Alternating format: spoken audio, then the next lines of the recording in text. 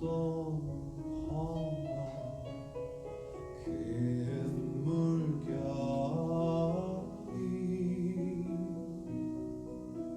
제 아무리 설레어 덮쳐도 권능의 손 그 너를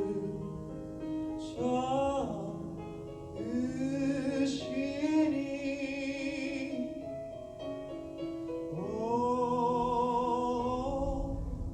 잔잔한 바다 잔잔한 바다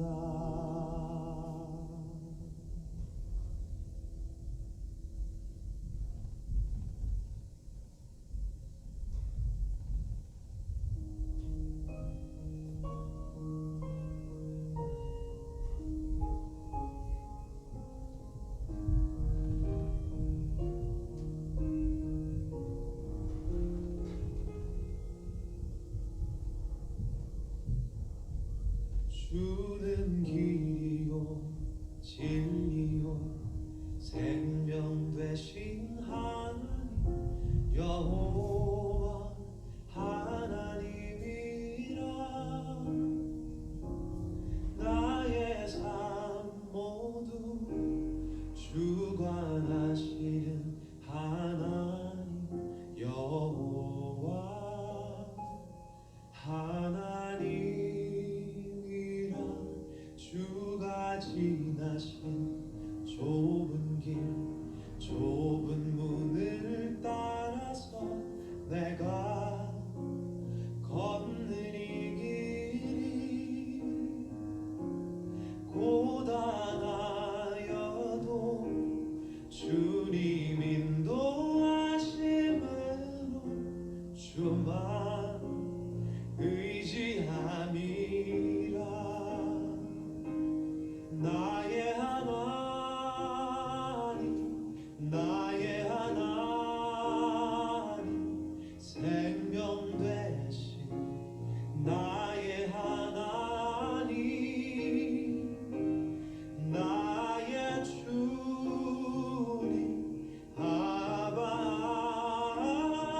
아버지 생명 되신 나의 주 하나님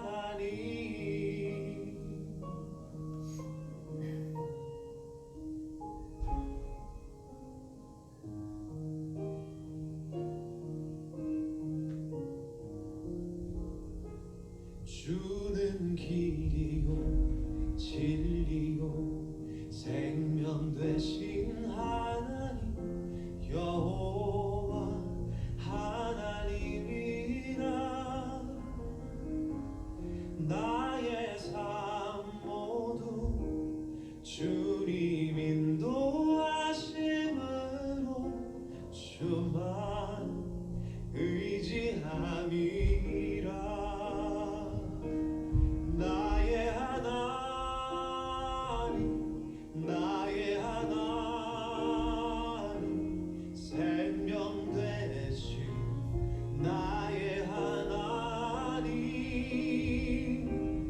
나의 주님 아버지 생명 되신 나의 주 하나님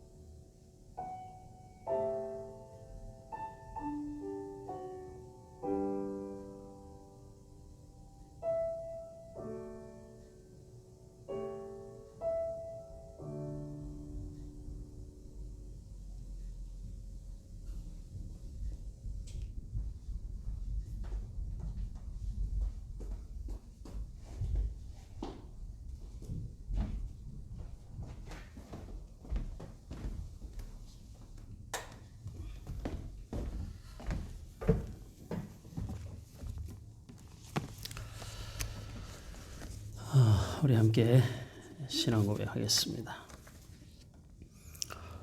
전능하사 천지를 만드신 하나님 아버지를 내가 믿사오며 그 외아들 우리 주 예수 그리스도를 믿사오니 이는 성령으로 잉태하사 동정녀 마리아에게 나시고 본디오 빌라도에게 고난을 받으사 십자가에 못 박혀 죽으시고 장사한 지 사흘 만에 죽은 자 가운데서 다시 살아나시며 하늘에 오르사 전능하신 하나님 우편에 앉아 계시다가 저리로서 산자와 죽은 자를 심판하러 오시리라.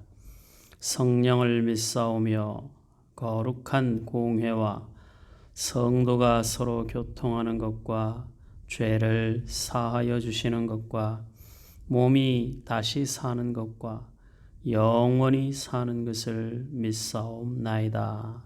아멘.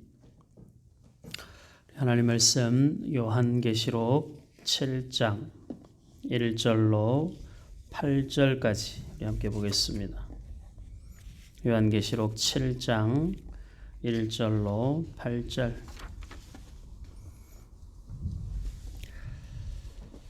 자, 우리 같이 함께 읽겠습니다. 이 일 후에 내가 내 천사가 땅 내 모퉁이에 선 것을 보니 땅의 사방의 바람을 붙잡아 바람으로 하여금 땅에나 바다에나 각종 나무에 불지 못하게 하더라. 또 봄에 다른 천사가 살아계신 하나님의 인을 가지고 해 돋는 데로부터 올라와서 땅과 바다를 해롭게 할 권세를 받은 내 천사를 향하여 큰 소리로 외쳐 이르되 우리가 우리 하나님의 종들의 이마에 인치기까지 땅이나 바다나 나무들을 해하지 말라 하더라. 내가 인침을 받은 자의 수를 들으니 이스라엘 자손의 각 지파 중에서 인침을 받은 자들이 14만 4천이니 유다 지파 중에 인침을 받은 자가 1만 2천이요 르우벤 지파 중에 1만 2천이요 갓 지파 중에 1만 2천이요 아셀 지파 중에 1만 2천이요 납달리 지파 중에 1만 2천이요 므낫세 지파 중에 1만 2천이요 시므온 지파 중에 1만 2천이요 레위 지파 중에 1만 2천이요 이사갈 지파 중에 1만 2천이요 스불론 지파 중에 1만 2천이요 요셉 지파 중에 1만 2천이요 베냐민 지파 중에 인침을 받은 자가 1만 2천이라. 아멘.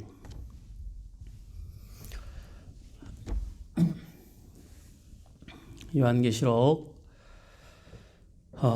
이 7장의 말씀들은 1절에서부터 마지막 절까지 좀 시간이 너무 촉박해서 다 살펴보질 않았는데 요한계시록이 가지고 있는 기본적 구조, 문학적인 구조를 우리가 머리에 좀 염두에 두고 성경을 볼 필요가 있습니다. 요한계시록에서 7이라고 하는 숫자는 굉장히 의미를 가지고 있는 숫자라 했습니다.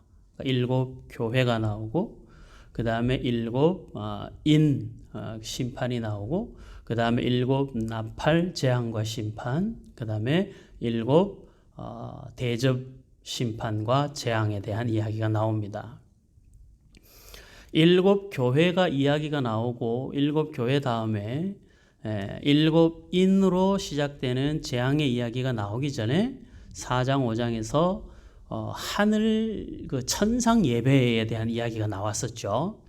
그 다음에 6장에서 7인에 대한 이야기가 나오고 그 다음에 다시 이 7장에서 중간에 그 내용들이 나옵니다.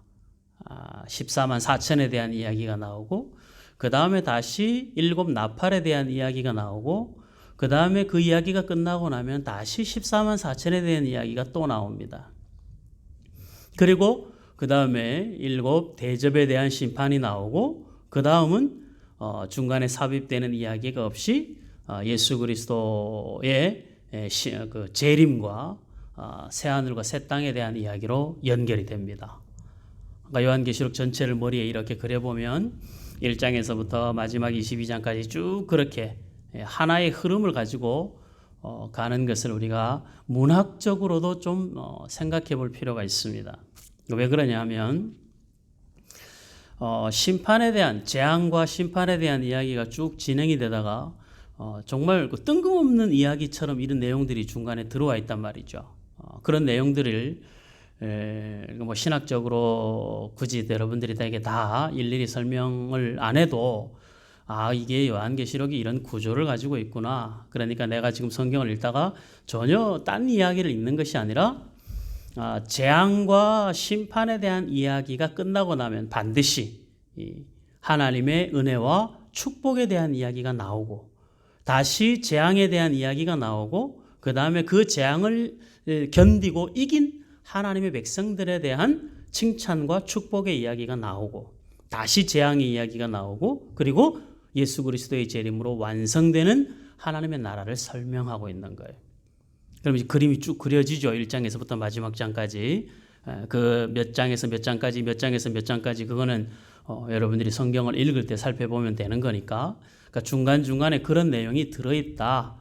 이 생각만 가지고 오늘 말씀들을 요한계시록을 읽고 또 설교를 들을 때도 그런 그 전제된 지식을 가지고 들으면 본문을 이해하는 데 조금 더 도움이 될 거라 생각이 됩니다. 자, 이제 본문으로 돌아와서 먼저 6장 마지막 절을 우리가 한번 읽어봐야 됩니다. 6장 여섯째 인을 떼실 때 여섯째 인을 떼시자 그 천재지변의 재앙과 심판이 나타나는 것을 우리가 보게 되죠. 그 엄청난 천재지변, 우리가 지난주에도 살펴봤듯이 이 천재지변은 기본적으로 사람들의 생각 속에서 다른 건 다 어떤 변화가 일어나고 또 어떤 문제가 생길 수 있어도 저것만큼은 하늘의 해가 어두워진다, 달이 빛을 잃어버린다. 이건 우리가 통상적인 생각에서는 일어날 수 없는 일이죠.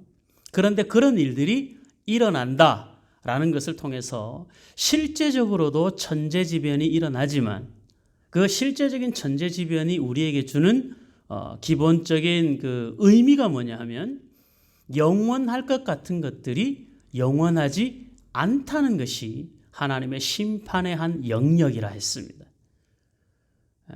하나님이 만물을 창조하시고 그리고 피조물에게 선물로 주신 이 온 우주와 이 피조물의 모든 그 자연 만물들이 영원할 것 같은데 하늘에서는 해와 달과 별이, 땅에서는 높은 산이, 바다에서는 솟아있는 섬이, 이런 것들이 왕이라든지 귀족이라든지 부자라든지 이런 그 일반적인 삶 속에서 기본적으로 그 사물이나 그 사람들은 무슨 일이 일어나도 최소한 자기들을 지켜낼 수 있을 것 같다라고 보통의 사람들이 다 생각하는 그런 사물이나 그런 사람도 하나님의 심판이 시작이 되면 그 모든 것들은 아무것도 아니다. 그게 중요하다 그랬어요. 그게. 그래서 우리는 영원하지 않은 것에 우리의 목숨을 걸고 살면 안 된다 했습니다. 영원하지 않은 것. 영원할 것 같아서 우리가 쉽게 속아 넘어가는 것. 여러분들 세상에서 영원한 것은 아무것도 없습니다. 오직 영원한 건 단 하나, 성경의 약속대로 하나님의 말씀밖에 없어요.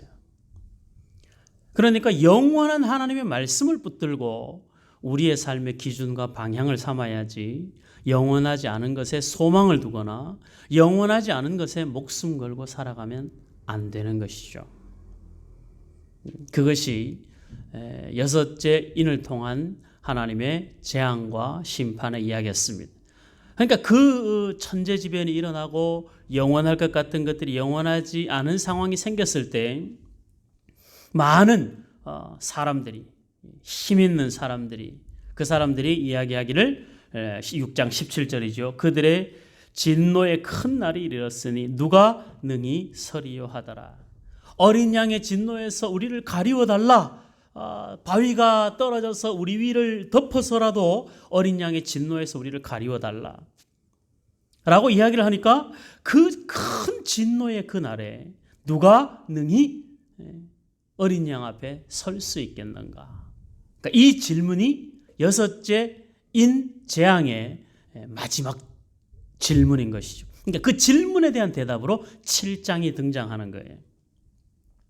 누가 어린 양 앞에 설 수 있는가 했을 때 1절에서부터 7장 1절에서부터 8절까지는 누가 능히 어린 양 앞에 서게 되어 구약의 12지파들이 하나님의 어린 양 앞에 설 수 있게 된다.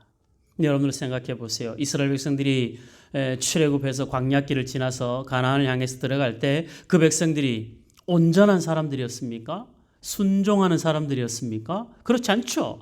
그럼에도 불구하고 하나님이 아브라함과의 그 약속을 기억하시고 아브라함에게 하신 약속, 하늘의 별과 같이 땅의 모래와 같이 너의 후손이 많아질 거라, 이 약속을 하셨는데 그 약속이 아브라함에게는 자식이 없었을 때 하신 약속이었습니다.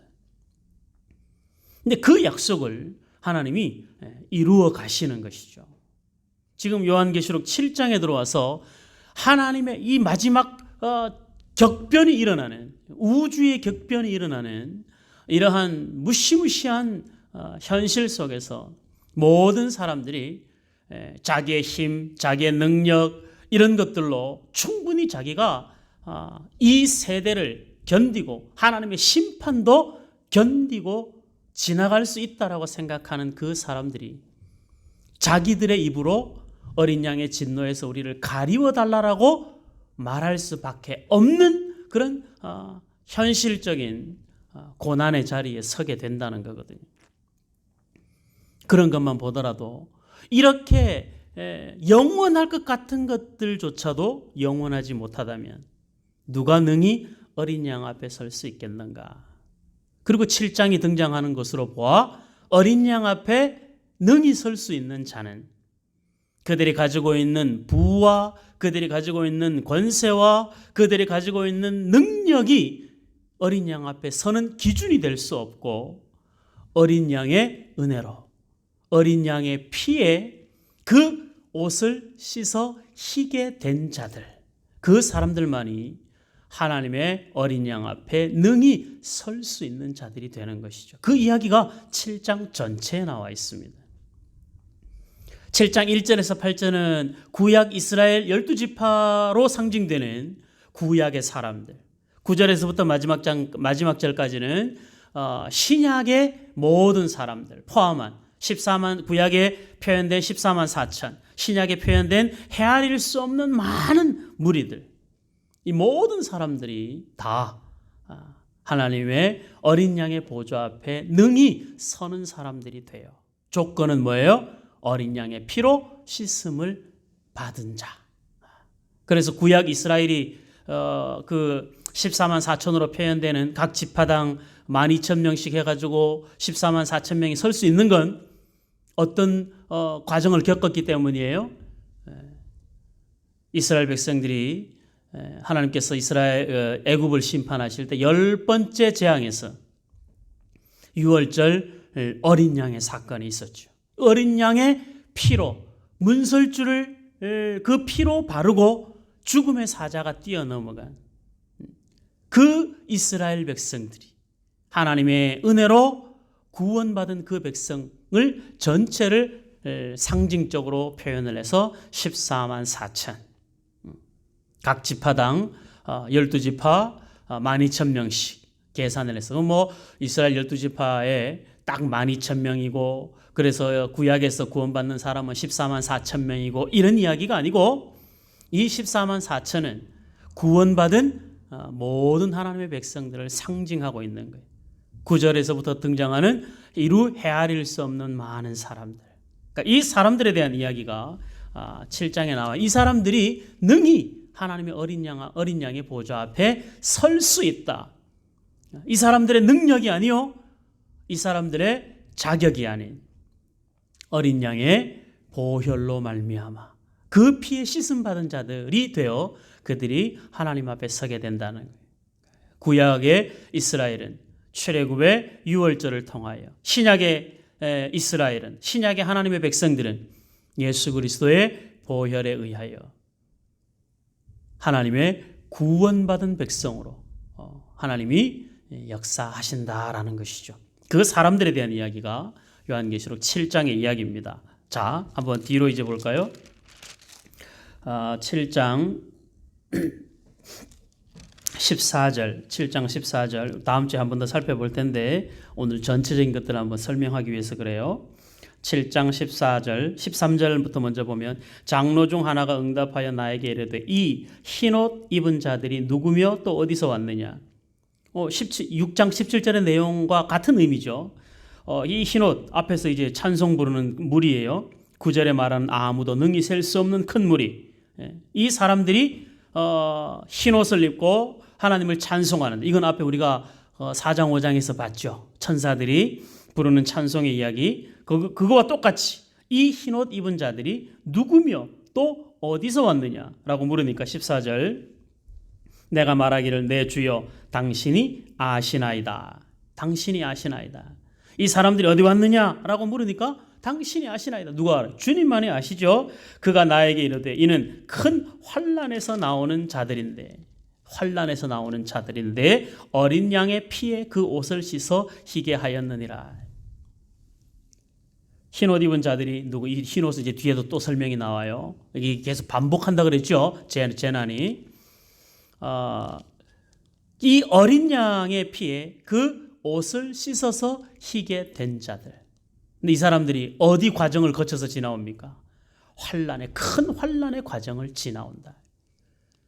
이스라엘 백성들이 광야길을 지나가면서 그들이 겪었던 많은 고난과 환난의 시기를 지나 그 과정을 지나 가나안 땅에 들어가는 것처럼 신약의 성도들은 예수를 주로 고백하여 어린 양의 피로 말미암아 구원을 받은 신약의 성도들도 천국 가기 전까지 계속 우리는 매일의 삶 속에서 고난과 환난, 믿는 자로 살아가야 되는 거룩한 책임을 감당하면서 울며 불며 엉금엉금 기어서 어떤 이 땅에서의 큰 영광이나 이 땅에서 남보란 듯이 무엇이 잘 되는 것이 어린 양의 피로 씻음받은 증거가 아니라 하나님의 말씀을 붙들고 씨름하며 때로는 고통과 환난을 감내하며 때로는 그로 말미암아 순교를 겪으며 그 환난의 시간들을 지나 온 자들이라.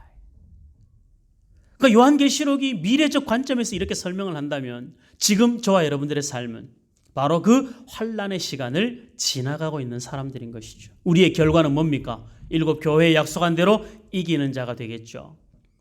이기는 자에게 주신 약속이 뭡니까?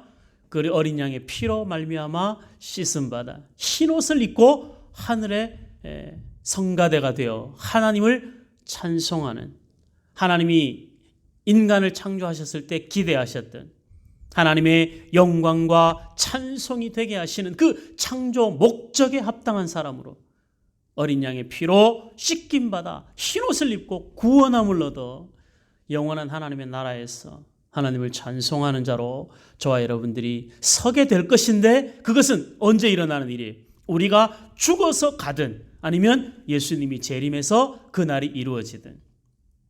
이 땅에서는 그것이 이루어지는 것이 아니라 이 땅에서 우리는 그것을 약속으로, 소망으로 붙들고 살아가는 것이죠.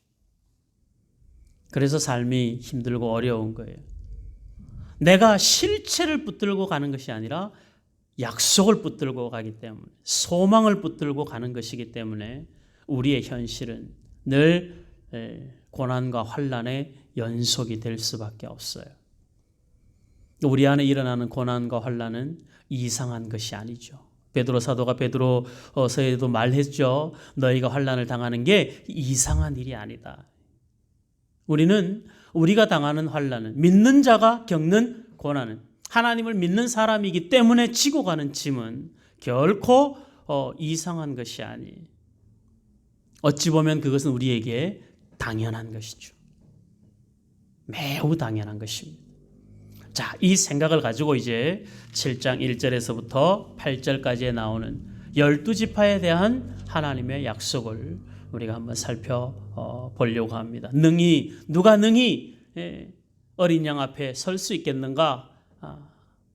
구약을 대표하는 12지파가 그 하나님 앞에 서게 된다. 그들이 왜 하나님 앞에 서게 되는가? 그들은 유월절을 지나왔기 때문이다. 어린 양의 피를 지나왔기 때문이다. 그리고 또 하나 더 말하는 것은 그 어린 양의 피로 말미암아 하나님이 그 백성들을 인치셨다. 표현이 재밌죠. 하나님이 인친 사람 14만 4천. 짐승이 인친 것이 아니라 짐승의 표를 받은 666. 이게 이제 대조하고 있는 거예요. 이 두 가지를. 그건 이제 뒤에 가서 우리가 다시 또 설명을 해보도록 하고 7장 보겠습니다. 7장 1절. 이후에 내가 내 천사가 땅 내 모퉁이에 선 것을 보니, 이건 우리로 보면 이해가 안 되죠. 지구는 둥근데 땅 내 모퉁이에 서 있다라고 하니까 이게 이해가 잘 안 되죠. 그 당시 사람들이 가지고 있었던 우주관은, 지구는 이게 사각형으로 되어 있다고 생각을 했으니까 이런 환상을 보게 되는 것이죠. 내 귀퉁이에 4명의 천사가 땅을 이렇게 딱 잡고 있는 거예요. 여러분들 왜 쉽게 생각하자면 이불 있죠. 이불 4귀퉁이에 한 사람씩 서가지고 4귀퉁이를 각자가 이렇게 잡고 있는 거예요. 4천사가 잡고 있어서 이거를 4천사가 동시에 이걸 한번 이렇게 흔들면 그 이불이 어떻게 돼요? 들썩들썩하게 되겠죠. 그것처럼 4천사가 땅 내 모퉁이에 서서 지금 땅을 흔든다 이거죠. 그 심판을 하나님이 지금 보여주려고 하는데 그 위에서 견뎌낼 자가 누구냐. 그 위에서. 그 이야기로 지금 1절 2절을 시작하고 있고, 자 2절 또 봄에 다른 천사가 살아계신 하나님의 인을 가지고 해 돋는 데로부터 올라와서 땅과 바다를 해롭게 할 권세를 받은 4천사. 땅과 바다를 이제 앞에서도 나오고 다음에 이제 나팔 대접 재앙으로 들어가면 더 구체적으로 이야기가 나와요. 그 일들을 할 천사들이 등장하는데 그 등장하는 천사들을 향하여 이렇게 이야기를 하는 거예요. 3절. 우리가 우리 하나님의 종들의 이마에 인치기까지 땅이나 바다나 나무들을 해하지 말라. 내 하나님의 종들, 지금 이 하나님의 종들, 그리고 인친다는, 도장을 찍어서 보증한다는 것이죠. 그 사람들이 다 이 천사들이 다 도장을 찍어 하나님의 명령을 받아서 도장을 다 찍기 전까지는 큰 환난으로 인해서 그들이 하나님의 도장을 못 받는 일이 없게 하라. 그러니까 구원받은 하나님의 백성들은, 하나님께로부터 택함 받은 사람들은 구원에 이르지 못할 수가 없는 거예요. 하나님은 재앙을 멈추어서라도 내 백성을 구원해 내시는 것이죠. 출애굽할 때 이스라엘 백성들이 애굽에 하나님이 강력한 심판을 내리실 때 이스라엘 백성들은 어떻게 합니까? 보게는 하되 그 안에 그 심판의 자리에 하나님이 놓지 않으시죠. 내 백성은 하나님이 책임지고 지켜내시는 거예요. 지금 이 종말의 때에도 마찬가지죠. 하나님이 천사들을 통하여 인친 자들을, 하나님의 종들을, 이스라엘 12지파로 구별된 하나님의 백성들을, 그들을 다 한 사람 한 사람 찾아 도장을 다 찍기까지 재앙이, 일반적 재앙은 내리되 그 재앙이 하나님의 백성들이 구원받는 일을 제한하는 일이 없도록 하라. 여기에서 우리가 소망을 갖는 것이죠.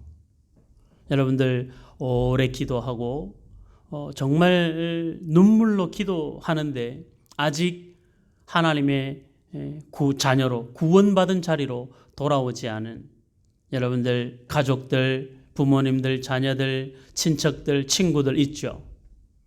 여러분들 이 말씀을 보면서 소망을 가져야 되는 거예요. 하나님이 땅 내 귀퉁이에 잡고 흔들면 끝나는 그 상황에서의 내 천사들에게 하나님 뭐라고 말씀하시는 거예요? 기다려라. 왜 기다려요? 하나님의 아직 도장 찍을 하나님의 백성이 남아있다 이거거든요. 그 아직 남아있는 하나님의 도장을 받아야 될 그러나 아직은 아닌 남아있는 그 사람들. 그래서 천사들을 통하여 이 땅을 흔드는 그 심판의 마지막 심판의 때를 하나님이 멈추게 하셔서라도 구원의 내기를 원하시는 하나님의 백성들이 바로 저와 여러분들이 기도하고 눈물로 기도하고 예수 믿기를 간절히 바라는 바로 그 사람들 때문에 그 사람들을 하나님의 종으로 삼기 위하여 하나님이 지금 하나님의 심판의 때를 늦추고 계신다는 거예요. 그러니까 우리가 소망을 긴급한 마음은 갖되 소망을 가져야 되는 것이죠. 하나님은 우리의 기도를 결코 외면하지 않으십니다. 여러분들이 기도하셨습니까? 하나님이 구원으로 인도하실 것입니다. 도저히 하나님을 안 믿을 것 같은 사람, 그건 우리 생각이죠. 하나님 앞에는요, 하나님이 하시면 능치 못할 일이 없습니다. 그게 저와 여러분들의 늘 소원이잖아요. 우리 부모님들 예수 잘 믿었으면, 우리 자녀들 예수 잘 믿었으면, 우리 친구들, 친척들, 내가 알고 있는 사람들 다 예수 잘 믿었으면, 그때 우리가 불현듯 우리 속에 무슨 생각이 나요? 내가 열심히 기도했지만 아직도 반응이 없어. 그래서 우리가 뭐 합니까? 체념하죠, 체념.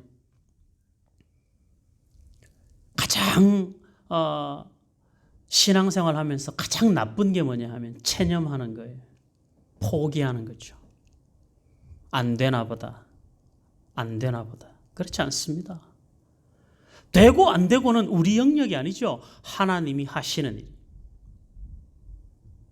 그 하나님이 저와 여러분들의 기도를 받으시고 그 기도를 한 칸 한 칸 쌓아서 그 기도가 완성이 될 때쯤 저와 여러분들이 눈물로 기도한 그 분들이 하나님의 종들이 되어 천사의 인침을 받아 구원의 자리로 나오게 되는 것입니다. 포기하지 마십시오. 끊임없이 기도하십시오. 반드시 구원하실 것입니다. 하나님이 저와 여러분들을 구원하신 것이 증거입니다. 하나님이 나 같은 사람을 구원했는데 왜 우리 부모님은 구원 못 하시겠습니까? 왜 우리 형제들은 구원 못 하시겠습니까? 하나님이 하실 수 없는 것 같은 생각으로 체념해버리는 것이 그것이 너무 큰 죄죠, 죄. 체념하지 마시고 포기하지 마시고 끊임없이 사랑으로 섬기면서 눈물로 기도하여 하나님이 기다리라. 아직 때가 아니다. 하고 천사들로 하여금 하늘과 땅을 해롭게 할 사명을 가지고 있는 천사들의 손을 하나님이 묶어 놓으시고 오늘도 저와 여러분들의 기도를 기다리셨어. 그 기도로 우리와 관계된 여러 사람들을 구원의 자리로 인도하도록 하나님이 지금 그 과정을 우리로 하여금 지나가게 하시는 거예요. 저는 늘 그런 소망을 가지고 있습니다. 저와 관계된 모든 사람들이, 저를 아는 모든 사람들이 다 예수 믿고 예수 잘 믿고 구원의 감격을 가지고 하나님의 자녀된 기쁨을 가지고 살아가기를 원해요. 우리 샘선교회 성도님들도 마찬가지. 여러분들의 가정들도 마찬가지. 여러분들 가족들도 마찬가지. 하나님이 반드시 하나님의 자녀로 인쳐 주실 줄 믿습니다. 자, 그 다음에 4절 내가 인침을 받은 자의 수를 들으니 이스라엘 자손의 각 지파 중에서 인침을 받은 자들이 14만 4천이니 하고 쭉 이스라엘 12지파에 대한 이야기가 나오고 이 사람들의 숫자를 총 합쳐보니 14만 4천이었다. 이렇게 이야기가 나옵니다. 그러니까 하나님이 뽑은 사람, 하나님이 정한 사람, 하나님이 내 것이라고 하나님이 하나님의 소유로 확실하게 딱 보증을 선 사람. 그 사람들이 상징적 숫자로 14만 4천. 이스라엘 백성들이 가지고 있는 숫자의 개념이 있어요. 3은 하나님의 수, 하늘의 수. 4는 사람의 수, 땅의 수.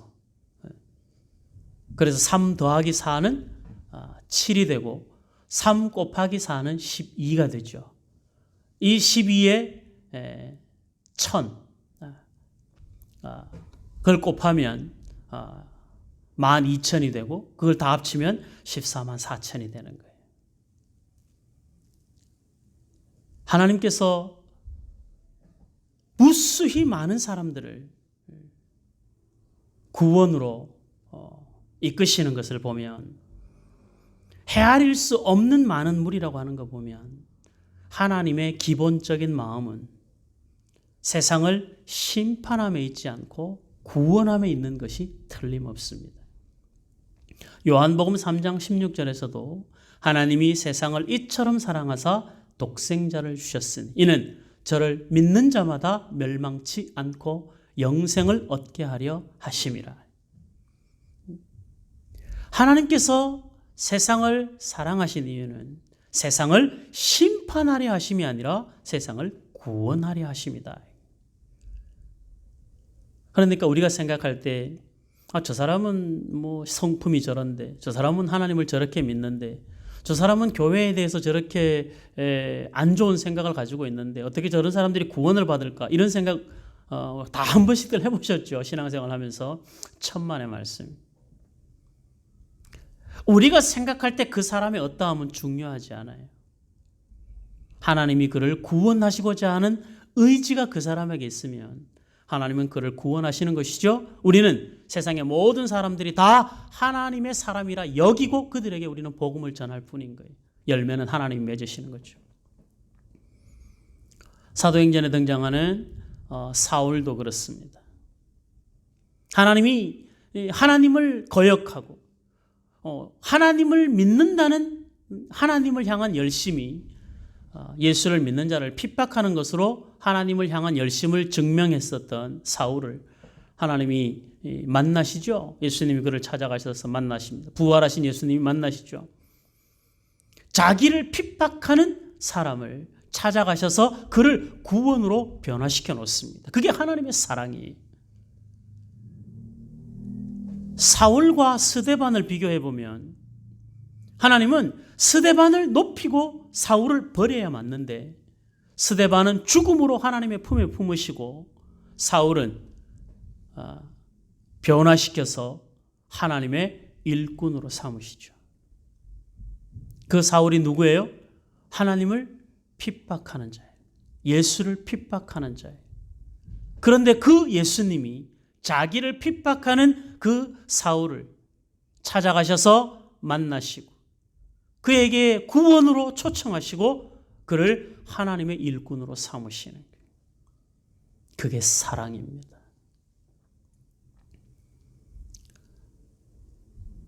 사울이 바울이 되어서 3번에 걸친 전도 여행을 통해서 그는 자기에게 주어진 모든 것들을 자기가 유익하게 여겼던 모든 것들을 배설물로 여기고 자신의 인생의 모든 날을 오직 예수 그리스도를 위하여 즐거이 헌신하다가 순교당합니다.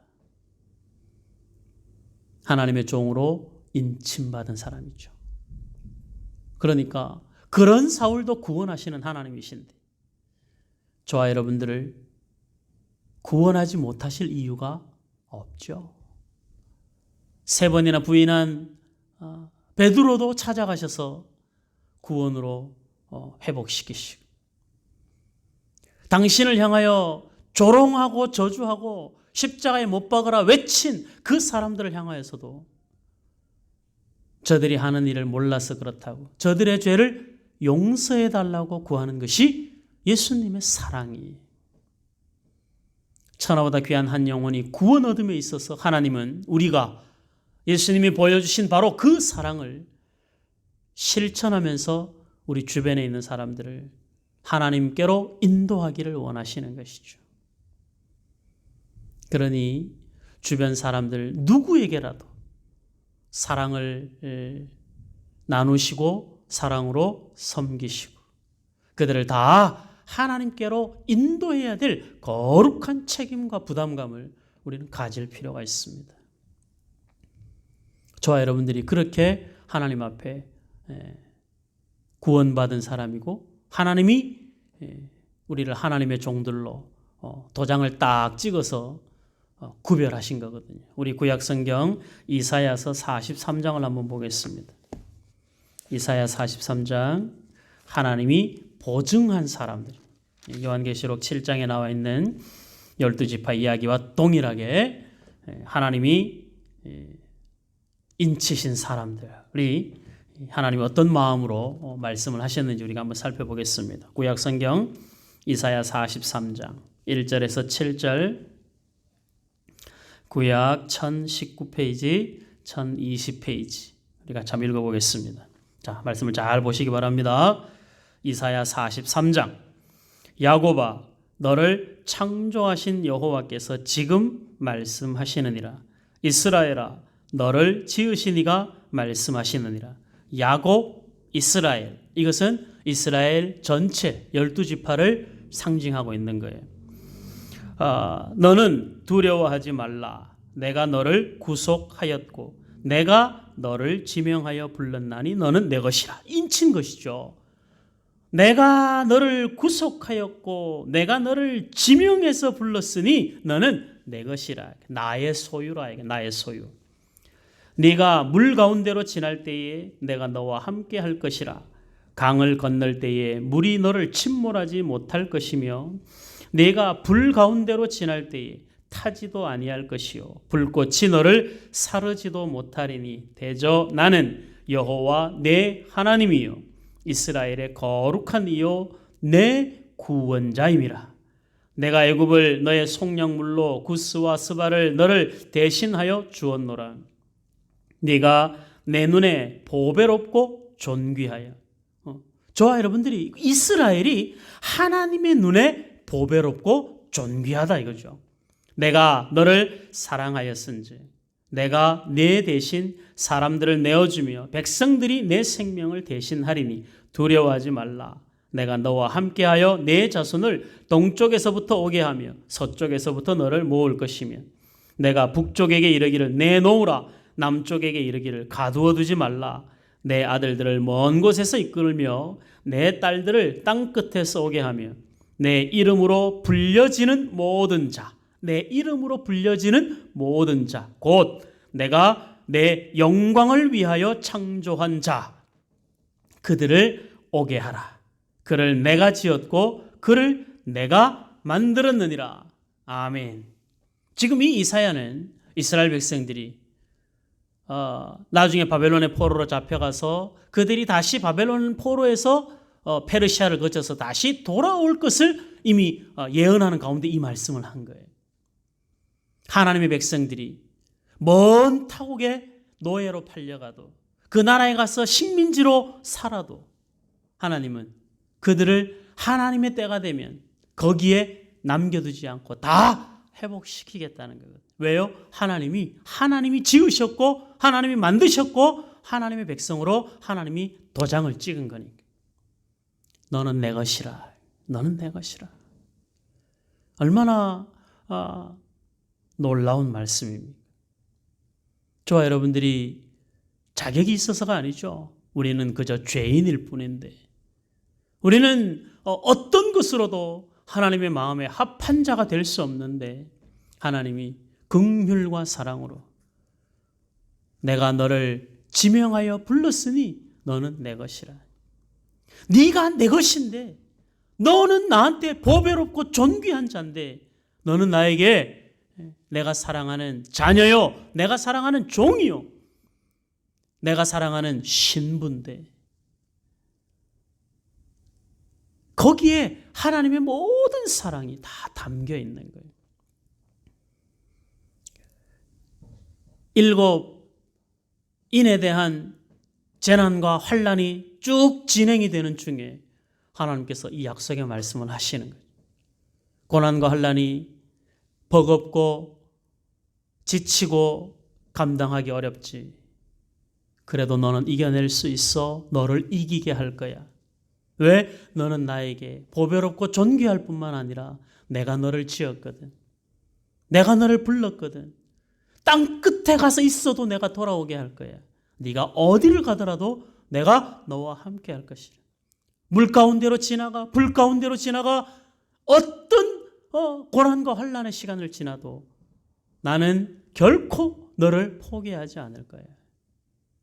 그게 하나님의 인침받은 자의, 하나님이 그들을 향한 약속이에요.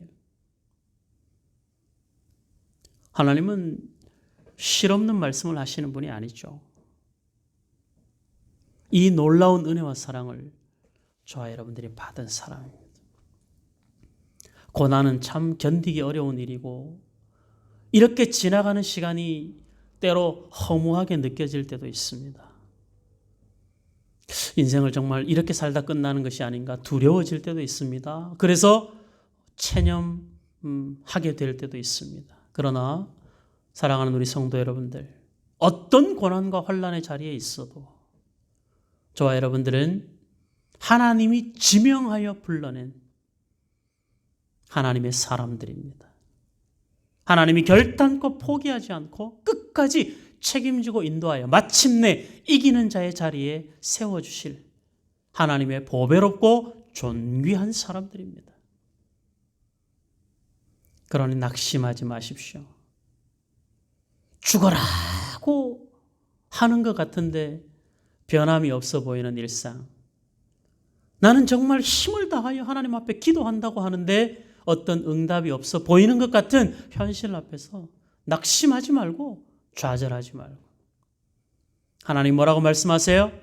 내가 세상을 심판하는 천사들의 손을 묶어서라도 내가 너가 기도하는 그 사람들을 구원하기 위하여 심판을 늦추고 재앙을 멈춰서라도 하나님의 구원하시는 그 일을 중단하지 않겠다라고 약속하고 계시는 거예요. 그러니까 요한계시록은 우리에게 얼마나 큰 소망을 주는지 몰라요. 종말은 우리를 두렵게 하지 않습니다. 종말은 우리로 하여금 소망을 품게 하죠. 나같이 부족해도 괜찮을까요? 괜찮습니다. 나처럼 이렇게 변덕이 심한데도 괜찮을까요? 괜찮습니다. 내가 변덕이 심하고 내가 꾸준하지 못하고 내가 더 신실하지 못하고 내가 더 열심히지 못하고 돌아보면 그저 내 인생 살기에 급급한 하나님 보시기에 참 초라해 보이는 인생일지 몰라도 내가 생각하는 내가 그럴 수 있어도 하나님이 생각하는 나는 다른 것이죠. 하나님 뭐라고 말씀하세요? 네가 너를 어떻게 생각하느냐와 관계없이 나에게 너는 보배롭고 존귀한 사람이다. 이 은혜가 저와 여러분들의 마음에 살아갈 이유가 되었으면 좋겠고 하나님의 이 약속의 말씀이 마지막 종말의 때에 하나님이 하나님의 종들로 인친 14만 4천의 그 사람들처럼 우리가 하나님의 것으로 부름받았다라는 사실, 하나님이 지명하여 콕 찍어서 너라고 말씀하시는 바로 그 사람, 그 한 사람. 뭉뚱그려 이 사람들이 아니라 합치면 이 사람들이지만 하나하나 구별하여 놓으면 우리의 머리카락까지 세심받고 우리가 모태에서 지어지기 전에 우리의 형질을 아시는 그 하나님이 저와 여러분들을 콕 찍어 이 땅에 보내시고 하나님을 알게 하시고 구원받은 자로 살게 하시고 죄 몸된 교회로 부르시고 함께 믿음의 공동체를 세워가게 하시는 거예요. 얼마나 영광스러운 일입니까? 이것을 아는 기쁨이 저와 여러분들이 앞으로 살아가는 데 큰 힘이 될 줄 믿습니다. 성도 여러분들, 코로나 시대를 살면서 얼마나 팍팍하고 힘들고 어려운 현실 속에 우리가 살아갑니까? 그럼에도 불구하고 우리가 하나님의 자녀라고 하는 이 사실은 변할 수 없습니다. 그것은 참으로 영광스러운 하나님의 부르심이요. 우리가 하나님의 자녀라는 것보다 우리 인생에 더 소중하고 큰 복은 없는 것이죠. 저와 여러분들이 하나님의 자녀가 되었습니다. 우리를 통하여 많은 사람들을 하나님의 자녀로 부르고 계십니다. 한 사람 한 사람의 구원의 자리로 초청하시는 하나님의 은혜 속으로 저와 여러분들이 날마다 걸어가기를 원하고 우리 주변 사람들을 다 그 구원의 자리로 초청할 수 있는 사랑의 섬김이 우리 안에 늘 충만할 수 있기를 바랍니다. 흔들리지 마십시오. 울면서라도 주님 바라보시고 어렵고 힘든 시간들 속에서도 하나님의 사랑을 가슴에 품고 우리가 살아가야 되는 것입니다. 하나님이 우리를 통하여 영광을 받으시고 저와 여러분들이 그 헤아릴 수 없는 많은 무리 속의 한 사람, 지명받은 한 사람, 그렇게 우리는 하나님을 찬송하는 사람이 되어 천상에서 영원한 하나님의 노래를 부르는 사람들이 될 것입니다. 우리 다음 주에 이제 그 내용들을 구체적으로 좀 더 살펴볼 텐데 오늘 이 앞에 있는 말씀을 통해서 하나님 앞에 인침받은 사람, 그래서 그 하나님의 인치심이 이유가 되고 근거가 되어서 어린 양 앞에 능히 설 수 있는 자로 하나님이 우리를 부르셨다는 사실을 꼭 기억하시고 힘든 세상이지만 소망 잃지 마시고 버거운 삶을 살지만 그래도 하나님의 넉넉한 사랑을 가슴에 품고 한 걸음 한 걸음 잘 견디며 마침내 이기는 자의 자리에서 하나님을 다 같이 찬송하는 믿음의 공동체로 우리 샘솟는 교회가 함께 세워져 갈 수 있기를 주의 이름으로 소원합니다. 아멘. 기도하겠습니다. 감사합니다. 하나님 아버지, 분주한 한 주간의 삶을 하나님 은혜 아래 머물게 하시고 성경 읽고 기도하며 믿는 자로 살아가야 할 우리의 삶의 자리에서 부족하지만 말씀을 적용하며 살아갈 수 있도록 도우시니 감사합니다.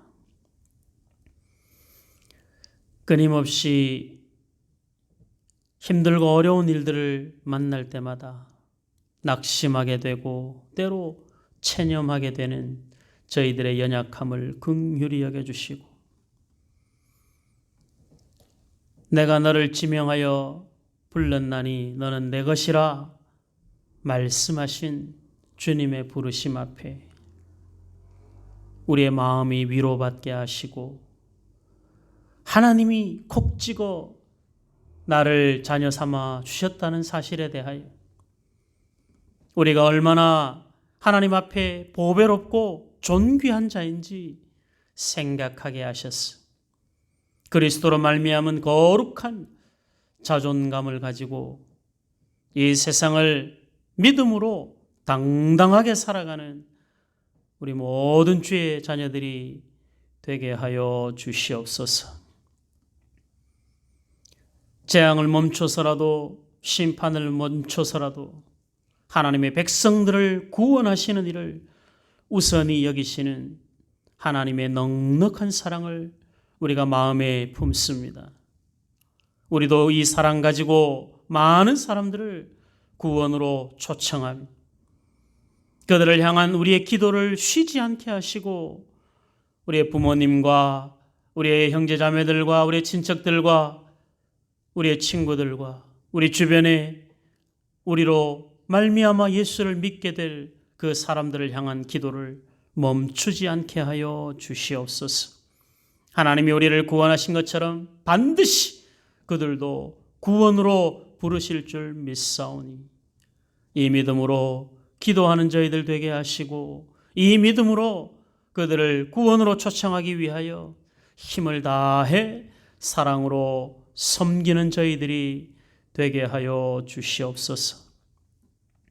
우리 하나님 아버지, 종말의 때를 살아가며 우리의 시간을 허투루 보내지 않게 하시고 영원하지 않은 것에 우리의 소망을 두고 살지 않게 하시고 하나님의 거룩한 평가 앞에 착하고 충성된 종으로 잘 준비된 단장한 신부와 같은 모습으로 하나님 앞에 준비하는 저희들의 인생이 되게 하여 주시옵소서. 한 주간 눈물로 심은 일에 하나님의 기름 부으심이 있기를 원합니다. 한 주간 열심을 다하여 수고한 일에 하나님이 열매가 있게 허락하여 주시옵소서. 육신으로 연약하여 하나님의 은혜와 긍휼을 구하는 주의 자녀들을 붙잡아 주시옵시고 연약한 부분들을 주의 능력의 손으로 만지시고 깨끗이 회복시켜 주시옵소서. 믿는 자에게 능치 못함이 없다 하신 약속의 말씀이 믿어지는 은혜가 있게 하시고 그 말씀을 믿음으로 기도하게 하시고 하나님의 만지심을 경험하는 큰 은혜를 힘입게 하여 주시옵소서. 삶이 곤고하고 마음이 어려운 주의 자녀들 우리 하나님 주님 품에 품어주시옵시고 이 또한 잘 지나갈 수 있도록 우리 하나님이 주님의 옷자락으로 덮어주시옵소서.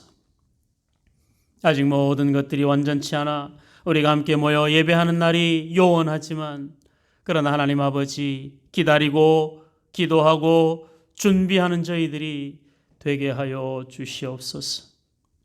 우리 하나님 아버지 우리가 살아온 하루가 첫날 같게 하시고 우리가 살아온 첫날이 하나님 앞에 하루처럼 살아갈 수 있도록 은총을 베풀어 주시옵소서.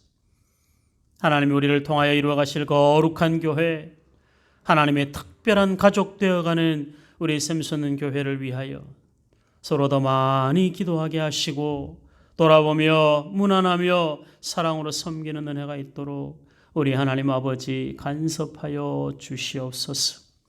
크고 작은 일들을 앞에 두고 하나님의 지혜를 구하며 하나님의 선한 도우심의 손길을 기다리는 주의 자녀들이 있사오니 우리 하나님 아버지 우리가 구하지 않아도 이미 알고 계시는 하나님의 지혜로움에 모든 것을 부탁하오니 하나님의 선하신 방법대로 인도하여 주시고 하나님의 일하심을 보며 모든 영광을 하나님께 돌리며 우리의 감사의 고백과 지경이 넓혀지는 은혜가 있도록 우리 하나님 아버지 도와주시옵소서.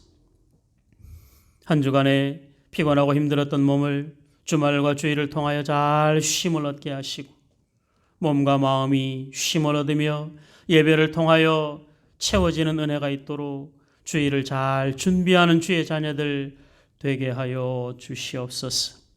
우리의 모든 기도를 끊임없이 하나님 앞에 구하며 하나님의 신실하심을 경험하는 우리 샘솟는 교회의 모든 주의 성도들 다 되게 하여 주시옵소서. 특별히 우리 어린아이들에게 은혜를 베풀어 주시옵시고 부모님들의 신앙을 잘 본받게 하시고 부모들이 늘 자녀들에게 본이 되는 신앙의 삶을 살아갈 수 있도록 우리 하나님 아버지 은혜를 더하여 주옵소서. 예배에 생명을 다하게 하시고 예배를 준비하는 일에 예배를 드리는 일에 모든 몸과 마음을 담을 수 있도록 우리 하나님 도와주시옵소서. 하나님께서 예배를 통하여 각 사람 마음에 채워주시는 은혜로 살 힘과 소망을 얻게 하시고 그것으로 말미암아 또 한 걸음을 견디며 이겨낼 수 있도록 우리 하나님 간섭하여 주시옵소서.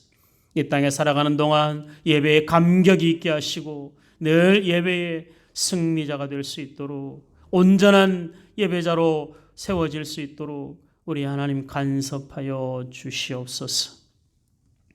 하나님의 만지심을 경험하는 예배, 우리 하나님의 몸과 마음을 다하여 찬송하며 기도하며 생명의 말씀 앞에 겸손히 무릎 꿇는 온전한 예배자로 저희들을 불러주시고 사용하여 주시고 그 자리를 지키게 하여 주시옵소서.